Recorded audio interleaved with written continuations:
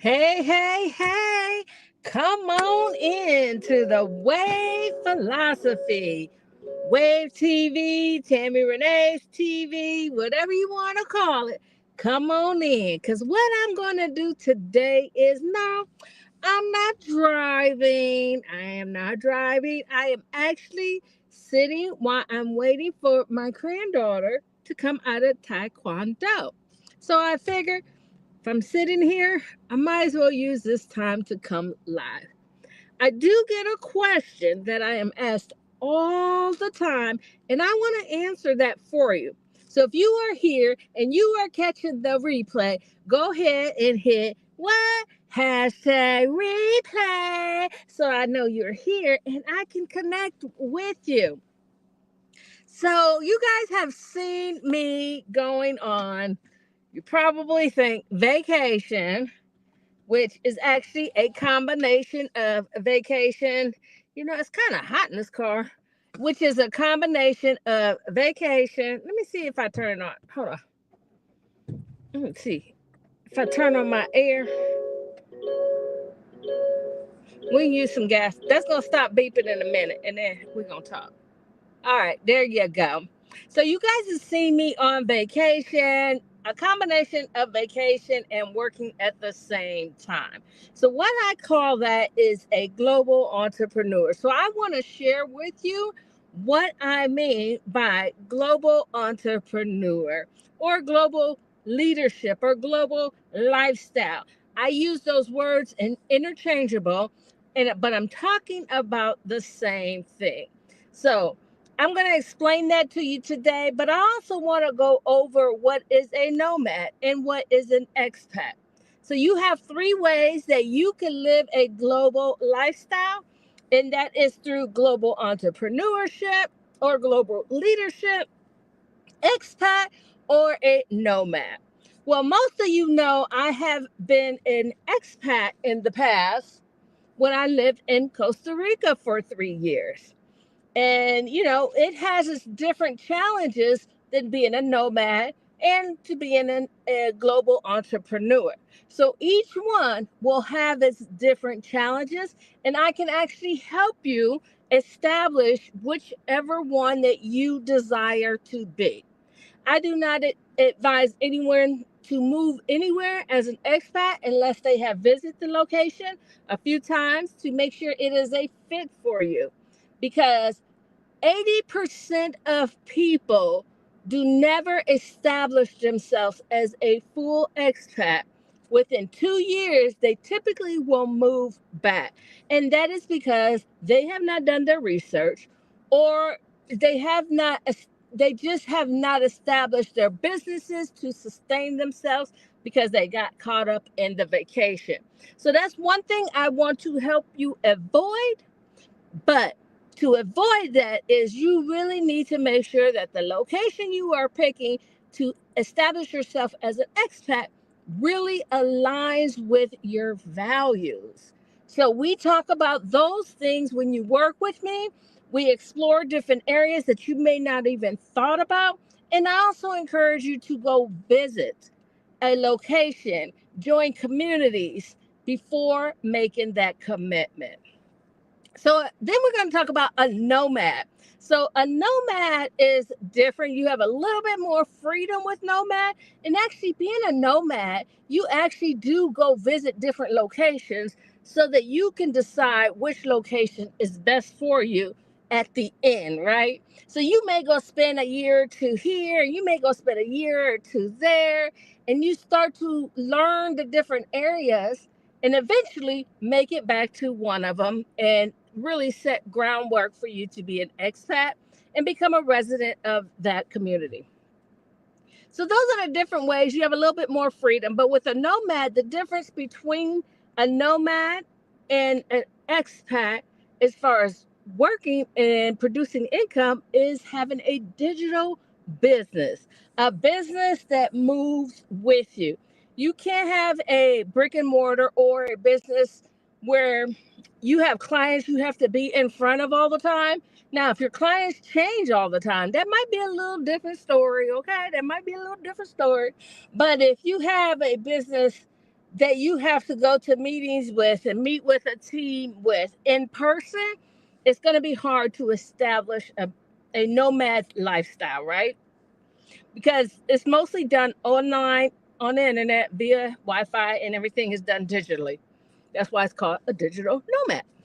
And you can get digital nomads.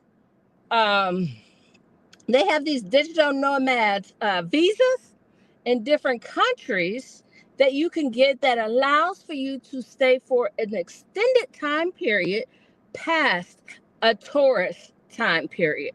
A tourist period, every country is different, but that's typically anywhere from 30 days to maybe 60 days. Now, I think I've seen 90 days before. Costa Rica actually is 90 days. So you can get a tourist visa for 30 days to 90 days, depending on where you go. And then a digital nomad visa typically is anywhere from 6 months to maybe 2 years, maybe. A lot of times it's around 1 year. So that would be the difference. It just extends your visa and allows you to stay longer in one single country. So, what I talk about and what I am pushing before you make your decision to be either one of those is what I'm calling a global entrepreneur. So let me break down what I mean by a global entrepreneur. A global entrepreneur, in my definition, remember this is Tammy Renee Wave Philosophy definition. If you are here, hit the hashtag replay. Make sure you follow, like, and share this information so that other people will know the difference and know that they have options, right? And so if you want to be a global entrepreneur, I consider this a basically an extended vacation, but you are working, playing, and resting while you are in these other countries around the globe. It could be anywhere from 3 weeks to 3 months. That is what I consider being a global entrepreneur, a global leader. You are not establishing yourself in these countries as a resident or as an expat. You're temporarily visiting these different places, but you also have a business that moves with you, meaning you have to have a business that is done via on the internet, that you can connect with, or you are able to go from location to location and find local work. So, for example, while I was in Curacao, I had my business here in Georgia. I pay Georgia taxes, I keep my Georgia residence, but I stayed in Curacao for 2 months. Granted, I was there recording for my TV show. Shout out to Wave TV, Travel Live Globally. That will be dropping next month. So pay attention to that. Make sure you like, follow, and share so you can stay updated, especially if you are on YouTube right now. So I was there for 2 months. So not only did I have my business in Georgia, and I was still working that because it is done over line. I just need Wi-Fi or internet for that. But I also was able to make extra money by speaking and doing workshops in the country that I was visiting, like Curacao. So, for example, if you do, like, say, digital marketing, or you create websites, or you do social media marketing, all of that you can do anywhere in the world, right? But if you're going to another country, you can also establish some work in that country by networking and getting out, meeting people, and get you some extra income while you are on vacation slash living a global lifestyle. You are working, but you have to be disciplined. You have to know when to work, when to play, and when to rest. And that is something I teach you because there is a certain mindset that goes with being able to establish yourself in another country so that you don't get complacent with being with your work because you're on vacation and you're enjoying the vacation in neglecting your work. There's a balance that you need to keep in order to keep your current income plus increase your income as a global entrepreneur. And as the more you travel and network and get into other communities, you start to establish yourself as a global leader, right? So then maybe in the future, there's going to be people who reaching out to you from other countries and they're going to pay you to come there to speak. That's the whole point of being a global leader. So that you are paid for your trip, you are paid to get there, you're paid to do an event while you're there, and different things. So I have an opportunity to do this also, which I don't want to speak too much on it because I don't want to jinx it, right? So that is what I consider a global entrepreneur.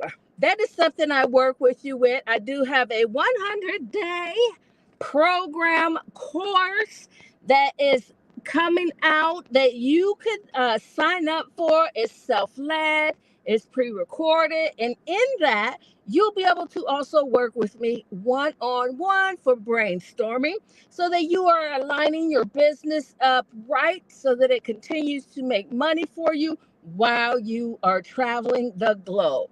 If you want to take it a step further and you really want to get into being an expat or a nomad, my book, Grow and Go Global, is coming out.